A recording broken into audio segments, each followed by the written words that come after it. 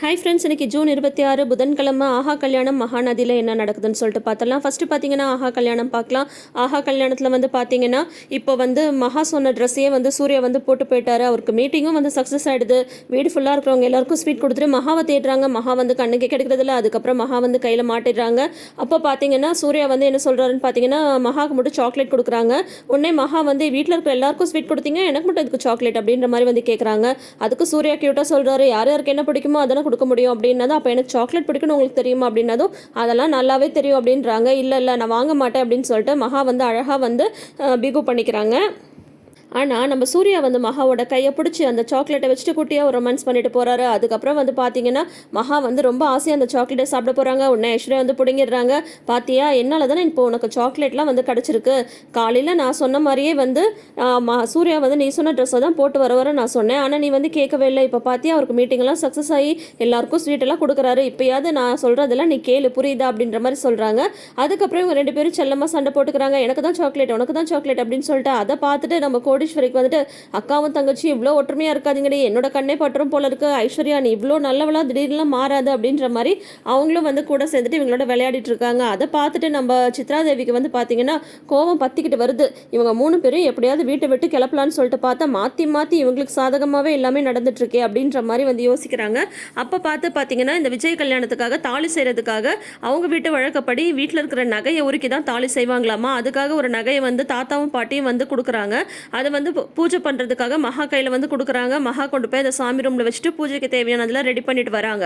அப்போ வந்து பார்த்தீங்கன்னா மகா வந்து அந்த நகை வந்து ஒரு பூ போட்ட தட்டு மேலே வந்து வச்சுட்டு போகிறாங்க. அப்புறம் வந்து பூஜை பண்ணுறதுக்காக எல்லாரும் வராங்க. வரும்போது வந்து பார்த்தீங்கன்னா ராஜலட்சுமி வந்து நகை எங்கள் மகா அப்படின்னு சொல்லி கேட்குறாங்க. தோ இங்கே தான் அத்தை வச்சேன்னு பார்க்கும்போது நகையை வந்து காணோம். இந்த சித்ராதேவி வந்து இதுதான் சான்ஸ்ன்னு சொல்லிட்டு ஒரு பிளானை பண்ணி வச்சுட்டாங்க.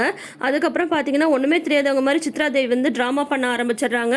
இந்த மாதிரி வந்து பூஜை பண்ணுற நேரத்தில் வந்து நகை காணாமல் போயிடுச்சு, வெளியாளுங்களும் யாரும் வரல, இங்கே இருக்கிறவங்களே தான் யாராவது எடுத்துருக்கணும், அதனால எல்லா ரூமையும் செக் பண்ணலாம் அப்படின்னு சொல்லும்போது, நம்ம வீட்டில் இருக்கிறவங்க ரூமை நம்மளே செக் பண்ணுறது நல்லா இருக்காது அப்படிங்கும்போது, இருந்தாலும் இது வந்து ரொம்ப முக்கியமான வேலை இல்லையா, அதனால வந்து நம்ம கண்டிப்பாக செக் பண்ணோம், வேணா எல்லாருக்கும் கஷ்டமாக இருந்ததுன்னா முதல்ல என் ரூமையே செக் பண்ணலாம் அப்படின்னு சொல்கிறாங்க. அவங்க அப்படி சொல்கிறாங்கன்னா, ஏன்னா கோடீஸ்வரி அவங்க ரூமில் தானே தங்கியிருக்காங்க, அதனால் சரின்னு சொல்லிட்டு சித்ராவோட பீரோ எல்லாமே வந்து செக் பண்ணிடுறாங்க. கபர்ட் எல்லாமே வந்து செக் பண்ணிடுறாங்க. அங்கே எங்கேயுமே இல்லை. அப்புறம் பார்த்தா கோடீஸ்வரியோட பேக் வந்து பீரோ மேலே இருக்குது. அதை வந்து கீழே இறக்கி செக் பண்ணலாம் அப்படின்னு சொல்லும்போது, வேண்டாம் ஆன்ட்டியோட பேக்லாம் செக் பண்ண வேணாம் அப்படின்னு சொல்லிட்டு விஜய் வந்து சொல்கிறாங்க. அப்போ வந்து பார்த்தீங்கன்னா இல்லைப்பா பரவாயில்ல பண்ணுங்க, அது எல்லார் பேக்கும் செக் பண்ணும்போது என்னோடதும் செக் பண்ண வேண்டியது தானே அப்படின்ற மாதிரி கோடீஸ்வரி சொல்கிறாங்க. அப்போ பேக்கை வந்து தலைக்கீழாக கவருங்க, அப்போ தான் வந்து தெரியும் அப்படின்ற மாதிரி சித்ராதேவி சொல்கிறாங்க. சரி அவங்க சொல்கிற மாதிரியே செய்யுங்க அப்படின்ற மாதிரியும் கோடீஸ்வரி சொல்கிறாங்க. அதோட இன்னைக்கு எபிசோட வந்து முடிச்சிருக்காங்க. அந்த பேக்ல நகை இருக்கா இல்லையான்றது நம்மளுக்கு நாளைக்கு தான் தெரியும். வெயிட் பண்ணி பார்க்கலாம். அடுத்தது பார்த்தீங்கன்னா மகாநதியில் வந்து விஜயோட ஃபோட்டோ எல்லாத்தையுமே என்ஹான்ஸ் பண்ணி நிவின் வந்து யமுனா கணுப்ப யமுனா வந்து பார்த்தீங்கன்னா காவேரி கணுப்ப காவேரி வந்து பார்த்தீங்கன்னா அந்த தாத்தாட்டெல்லாம் காட்டிகிட்டு இருக்காரு. பரவாயில்லையம்மா எல்லாமே சூப்பராக பண்ணிருக்கே அப்படின்னு சொல்கிறாங்க. காவேரி தான் இதுக்கு ஹெல்ப் பண்ணா தாத்தா அப்படின்ற மாதிரி சொல்கிறாங்க. உடனே வந்து விஜயோட ஃபோட்டோவை என்னோட மொபைலுக்கு அனுப்புமா, நான் டிபியாக வச்சுக்கிறேன் அப்படின்னதும், அவரோட ஃபோட்டோ எதுக்கு தாத்தா நீங்கள் டிபியாக வைக்கிறீங்க, உங்களே நான் ஃபோட்டோ எடுத்துறேன் அப்படின்னு சொல்லும்போது, இல்லைம்மா எந்த ஒரு தாத்தாக்குமே பேர பிள்ளைங்களோட ஃபோட்டோ வச்சுக்கி பார்த்து ரசிக்க தான் ரொம்ப பிடிக்கும் அப்படின்ற மாதிரி தாத்தா வந்து ஒரு சின்னதாக ஒரு சென்டிமெண்ட்டை போட்டு விடுறாரு.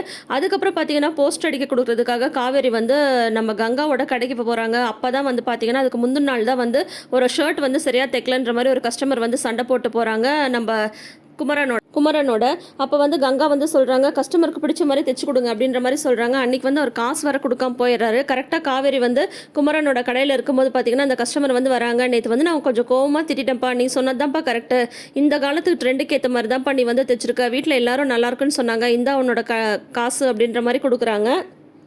அப்போ பார்த்தீங்கன்னா குமரனும் வந்து அப்பள பிஸ்னஸ்லையும் இந்த மாதிரி பிரச்சனைலாம் வரதான் செய்யும், அதெல்லாம் பார்த்து ஹேண்டில் பண்ணணும், அவங்களுக்கு நிஜமாவே வயிறு சரியில்லாம் போயிட்டா கூட இந்த அப்பளம் சாப்பிட்டு தான் அந்த மாதிரி ஆச்சுன்ற மாதிரிலாம் சொல்லுவாங்க, பார்த்துக்கோ காவேரின்ற மாதிரி டிப்ஸ் கொடுத்து அனுப்புகிறாரு காவேரிக்கு. அதுக்கப்புறம் பார்த்தீங்கன்னா விஜயோட ஃபோட்டோ ஒன்றை வந்து நல்லா ஃப்ரேம் பண்ணி கொண்டு வந்து தாத்தாட்ட வந்து காட்டுறாங்க நம்மளோட காவேரி. அதை பார்த்துட்டு தாத்தா ரொம்ப ஹாப்பி ஆகுறாரு.